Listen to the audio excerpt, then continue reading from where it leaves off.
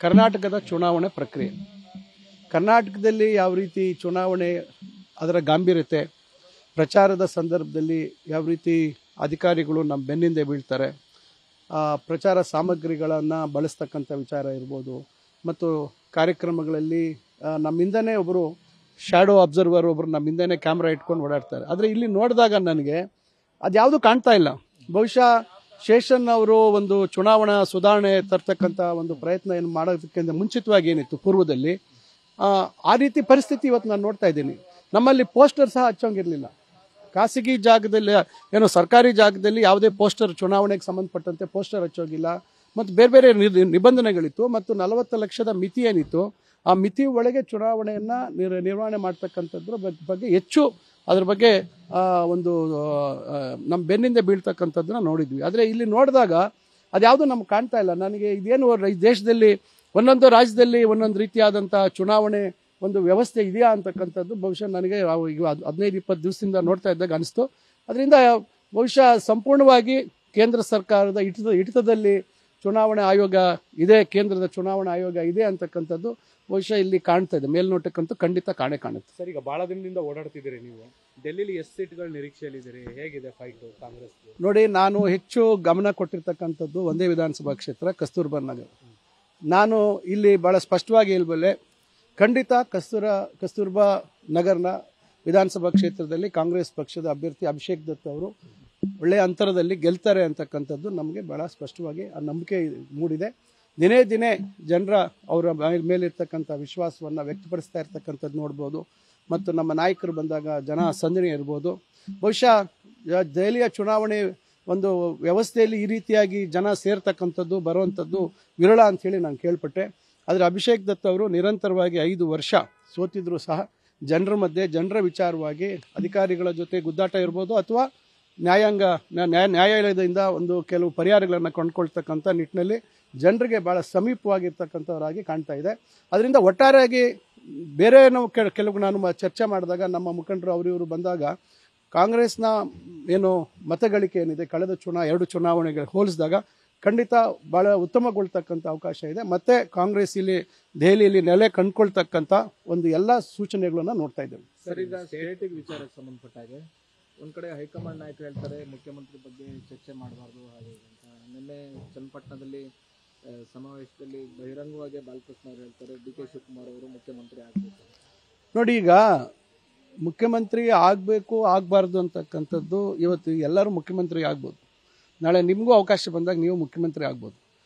ಬಾಲಕೃಷ್ಣ ಅವ್ರು ಹೇಳಿರ್ತಕ್ಕಂಥದ್ದು ಡಿ.ಕೆ. ಶಿವಕುಮಾರ್ ಅವರು ಮುಖ್ಯಮಂತ್ರಿ ಆಗಬೇಕು ಅಂತ. ಯಾವಾಗ ಆಗಬೇಕು ಅಂತಕ್ಕಂಥದ್ದು ಅವ್ರು ಅದ್ರ ಬಗ್ಗೆ ಹೇಳಿಲ್ಲ. ಅದರಿಂದ ಅವರು ಪ್ರಬಲ ಆಕಾಂಕ್ಷಿಗಳಿದ್ರು. ಡಿ.ಕೆ. ಶಿವಕುಮಾರ್ ಅವರು ಸನ್ಮಾನ್ಯ ಸಿದ್ದರಾಮಯ್ಯ ಸಾಹೇಬ್ರ ಜೊತೆಯಲ್ಲಿ ಇದ್ದರು. ಅಂತಿಮವಾಗಿ ಪಕ್ಷದ ಹೈಕಮಾಂಡ್ ತೀರ್ಮಾನದಂತೆ ಆಗಿರ್ತಕ್ಕಂಥದ್ದು.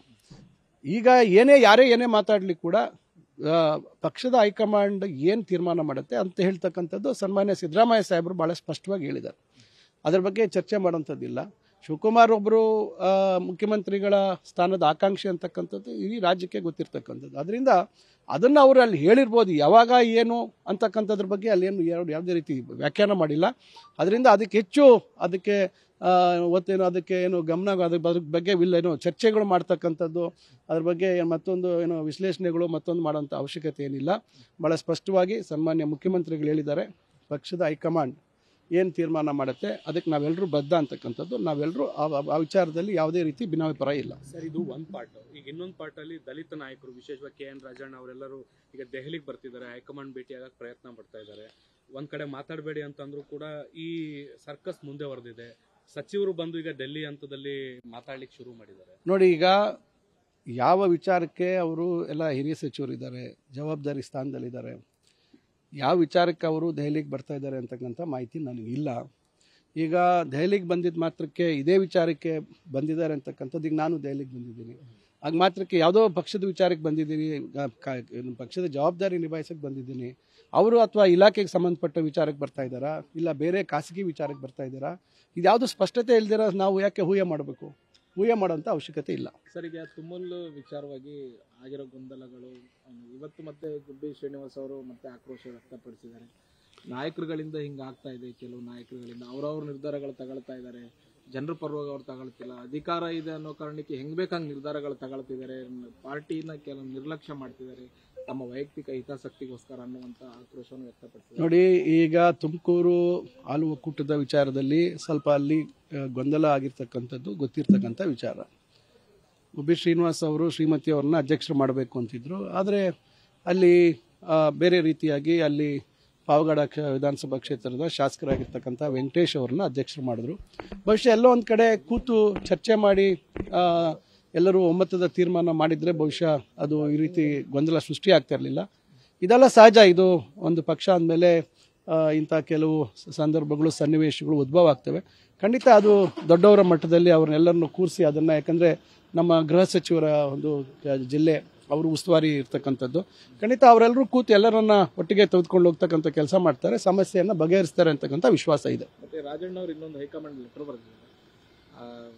ಏನು 4 ಸ್ಥಾನಗಳ ಪರಿಷತ್ತು ಬಾಕಿ ಉಳಿದಿದೆ, ಅದರಲ್ಲಿ ಮೈಕ್ರೋ ಕಮ್ಯುನಿಟಿಗಳನ್ನ ನಾಯಕರನ್ನ ಆಯ್ಕೆ ಮಾಡಬೇಕು, ಯಾರು ಎಲೆಕ್ಷನ್ನಿಗೆ ಸ್ಪರ್ಧೆ ಮಾಡೋಕ್ಕೆ ಅವಕಾಶ ಸಿಕ್ಕಿಲ್ಲ ಅಂಥವ್ರಿಗೆ ಅವಕಾಶ ಕೊಡಬೇಕು ಅನ್ನುವಂಥ ಲೆಟರ್ ಬರೆದಿದ್ದಾರೆ. ತಪ್ಪೇನಿದೆ? ಈಗ ರಾಜಣ್ಣವರು ಈಗ ಎಲ್ಲ ವರ್ಗದ ಜನರನ್ನ ಒಗ್ಗೂಡಿಸ್ಕೊಂಡು ಹೋಗ್ತಕ್ಕಂಥದ್ದು ಇವತ್ತಿನ ರಾಜಕೀಯ ಪರಿಸ್ಥಿತಿಯ ಒಂದು ಸಂಪೂರ್ಣವಾದಂಥ ಒಂದು ವ್ಯವಸ್ಥೆ ಇವತ್ತು.